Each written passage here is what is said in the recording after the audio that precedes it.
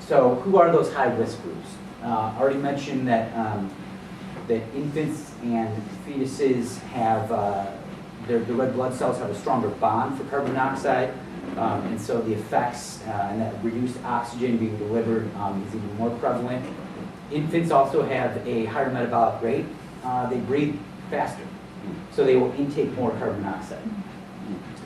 The elderly have weakened immune system, pregnant women and the unborn child, individuals with a history of heart disease. Carbon monoxide, if you have heart disease, the carbon monoxide will increase the risk that you can have a heart attack. There's another unfortunate story of a man who he died in his home. Coroner came out, said that he had a heart attack. The family came to his house to plan the funeral. Unfortunately, the furnace venting was blocked, and it ended up being carbon monoxide, which caused the man to die. Unfortunately, it overcame several of the family members that were living in the home planning the funeral. So for all of you that know somebody who is at a higher risk for heart disease, it's all the more reason to be vigilant about making sure that you have properly functioning carbon monoxide detectors and that your appliances are tuned up and operating safely. The last at-risk group, normal healthy adult, maybe in the presence of some carbon monoxide, but his immune system is strong enough to overcome that. He may not be displaying symptoms, has a long week, goes out on Friday night, ties one on, gets really drunk, comes home, passes out, breathing rates are shallower, and that is the time when even a healthy adult may be overcome by carbon monoxide, which otherwise he may not have. So I'm not saying don't drink. I'm just saying if you're going to drink, make sure your appliances are operating properly. That's a good idea. So where does this carbon monoxide come from, and how does it possibly get into the air that we breathe? One of the most common sources is blocked chimneys, blocked flues. Birds love to create nests at the top of the chimney because it's nice and warm. Or the internal tile liners or the mortar of the chimney may fall apart and block the flue. And that will prevent your appliances from operating properly. They'll vent into your basement, and that can get into your house.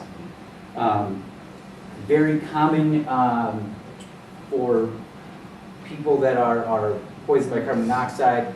Almost always it ends up being a blocked flue or poorly maintained equipment or poorly or damaged venting. The venting has rotted through. The moral of the story, these are the three most common, and the moral of the story is had they had a well-trained, qualified technician coming to their home once a year, if they knew what they were doing, they easily would have been able to detect these issues and these problems would have been caught before people were poisoned or even worse, overcome by carbon monoxide. Negative draft, negative pressure in the home. The next slide shows that a little bit. The bottom three, lack of combustion air, dirty, misaligned, damaged burners, improper gas pressure. As the average homeowner, these are going to be something that probably wouldn't be detectable by you. But again, a properly trained technician will be able to catch that. But what you can do as a homeowner, even if you own an apartment, is make sure, again, you have a properly working carbon monoxide detector. I mean, you sound like a broken record by the end of this, but make sure your carbon monoxide detector is working and that your batteries are fresh and changed once a year. Negative. Recommend on the time of changing the time, you know. Yeah, or once a year you change your batteries in your smoke detector, change your batteries in your carbon monoxide detector. Now I mentioned negative draft, negative pressure. What that means is you have exhaust fans, attic fans, bathroom exhaust fans, whole house fans. When you're running your fireplace, you have things that take air out of your house. If your house isn't properly ventilated, air gets taken out of the house gets sucked into a vacuum, and vacuums try to suck air back into the house from wherever they can. Well, where's an opening from the outside to the inside? That's the chimney on, say, your water heater. So you have all these exhaust fans running, or better, if you have a whole house fan that you're running without opening up windows, you'll draw your house into a deep vacuum, and that will cause fumes to be sucked down, and your water heater and your furnace may not vent properly, and carbon monoxide could get into your house that way. So I've mentioned several times that you need to have a properly functioning carbon monoxide detector. Well, I guess there's more to the story, because the vast majority of carbon monoxide detectors that are on the market, put simply, aren't good enough. Every single carbon monoxide detector that is sold at Home Depot, at the big box stores, your hardware stores, they all conform to a code UL 2034. And that code states the required alarm limits for carbon monoxide detectors. If you remember from that slide, we have a lot of health effects that start at 11, 30, 50. Now, this code states that a carbon monoxide detector functioning properly per the code, it can be in the presence of 70 parts per million of carbon monoxide for up to 240 minutes. This carbon monoxide detector can be sitting in 70 parts per million for up to 4 hours. If it goes off in 3 hours and 59 minutes, by this code it's considered functioning properly. Now in healthy adults, when you're in the presence of 150 parts per million, you're going to start displaying symptoms in a few hours. And the at-risk groups, it could be a lot sooner. Well, this code states that in 150 parts per million, it can be sitting in that for 50 minutes before going off, and it's still working properly according to that code. Even worse is they have what's called the false alarm. When they first came out with carbon monoxide detectors, they were detecting low levels of carbon monoxide and they were going off. And people would come out, look at the appliance and say, I think this is working fine. People were getting annoyed by that. So this code said that nuisance levels of carbon monoxide are 30 parts per million. For these carbon monoxide detectors, if they're in the presence of 30 parts per million or less, if they go off, they're considered faulty. It's mind-blowing is that it is a nuisance to be protecting you and your family. I have this in another slide. Actually, where did I have it? I guess that slide got taken out. So the issue is that the vast majority of carbon monoxide detectors do not provide an adequate level of protection. There are a few low-level carbon monoxide detectors that are available on the market. There's only, I think, 3 of them. They're very hard to find. We do carry those, and I can help you find them. My card is right here. If anybody would like one or needs help finding them, definitely feel free to give me a call, send me an email. These low-level carbon monoxide, they will give a visual alarm in 5 parts per million for just 20 to 30 seconds. They will alarm at 15 for just 5 minutes, 15 parts per million. You can't silence them, and you can test them with match smoke. So you light a match, and just that match produces enough carbon monoxide to test the low-level detectors. So I definitely recommend, if you are in one of the at-risk groups, to get a low-level carbon monoxide detector. Actually, here's that. So this is just restating that chart. The UL standard doesn't provide enough protection. The UL standard carbon monoxide detectors, they're really designed to prevent sudden death from carbon monoxide poisoning. They're not designed to prevent long-term poisoning.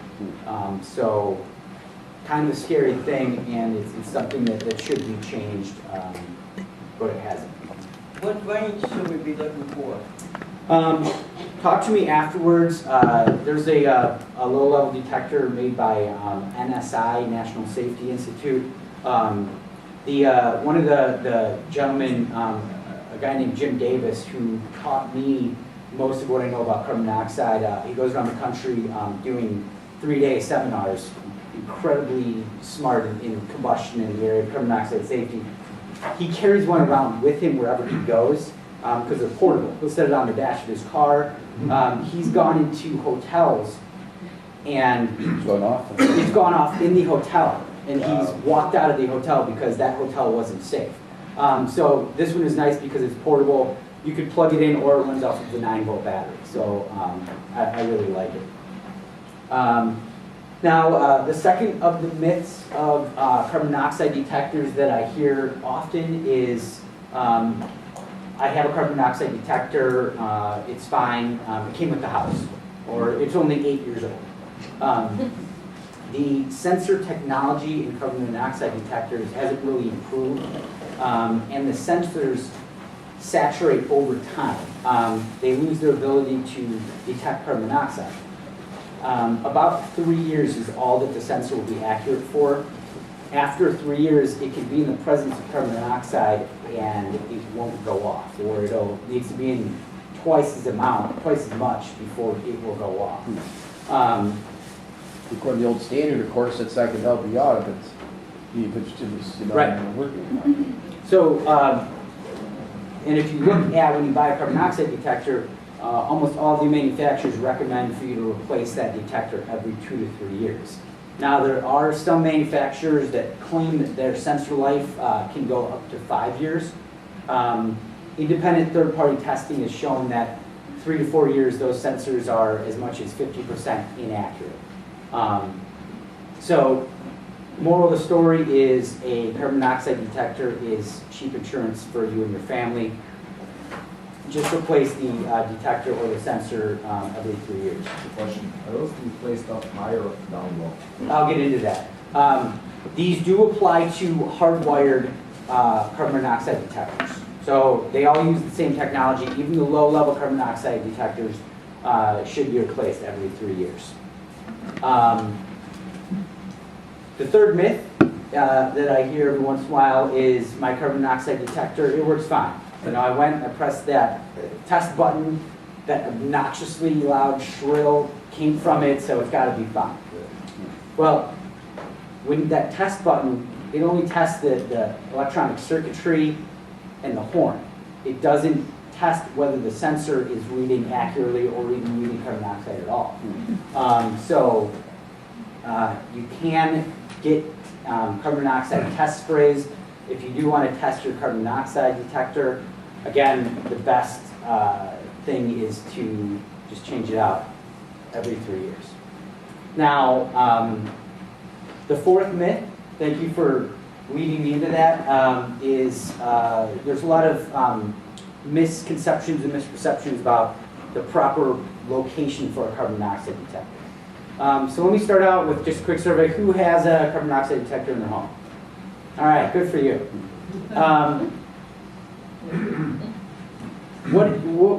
Let's get a vote for the best location for a carbon monoxide detector. Either in the basement next to the furnace and water heater, or up in the bedroom. Who votes basement near the furnace water heater? Okay. Now, who votes the bedroom? All right.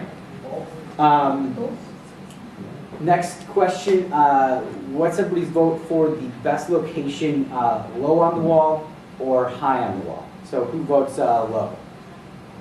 All right. And who votes high? All right, so we're a little mixed. You know, being out in the field, I've been in the field for 15 years at least now. It's crazy to think about it, but so I often see carbon monoxide detectors all over the place. I see carbon monoxide detectors down by the mechanical room, by the furnace, water heater often. It's not a bad place. If your furnace or water heater are going to have a problem, you want that detector there to detect it. But the best spot for your detector is in the bedroom. That carbon monoxide detector is there to protect you, not your furnace. In fact, Illinois code states that your carbon monoxide detector should